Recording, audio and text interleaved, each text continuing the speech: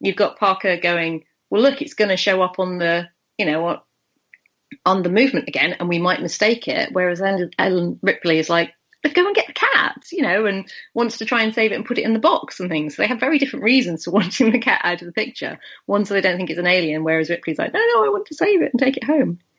I just thought it was really interesting that there was all this stuff about childbirth, but nothing about the bit that comes after it. And there was no relationships at all between any of the crew. There's no sexual relationships. There's no romantic relationships. There's barely any kindness between any of them. Okay, before we get too far off on the relationships, I did think it was interesting, the whole kind of lack of motherhood. I've always thought that humans are just so kind of pathetic and weak in that we need our parents in order to survive. And so many animals in the animal kingdom, they're born and then, you're on your own, mate. If you live, you live. If you die, well, you weren't meant to. And I think I don't know, I kind of read Alien as a bit of a damnation of humanity. Like, you think you're so high and mighty, you think you're so wonderful, but look at this creature was just laying dormant until you came along. It's just born and it can already take out the entire crew. But maybe that's just me. No, absolutely. And I think one of the articles I read in researching this piece was the insect influence within Alien itself.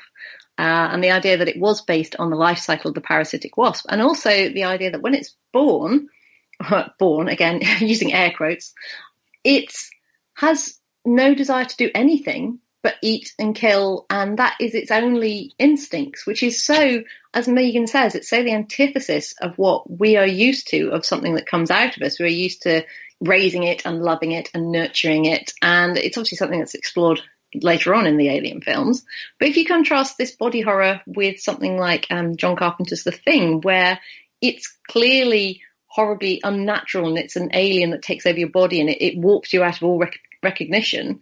But with this, you've still got that whole idea that it did come from a human and it came from a human stomach and it was grown inside them. And yet it's just so completely, excuse the pun, alien to us in the way that it works. And I think that's a little extra element of fear, that something you would expect to have a human element because it came from a human is just so completely opposite. There's no reasoning with it at all. It shows no human instincts and no mothering instincts, no nurturing instincts, and no desire, not to kill the people that basically saved it.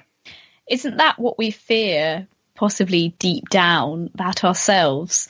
That the only thing that makes us human is our ability to feel empathy and compassion and to want to nurture children, and that actually but at the heart of humanity, kind of as after Origin of Species is published particularly, there is this drive to survive, that it's like do or die, it's survival of the fittest, it's dog eat dog, and we've built whole economic systems on that, and maybe that is what Alien represents. It's like this absolutely terrifying primal force at the heart of humanity.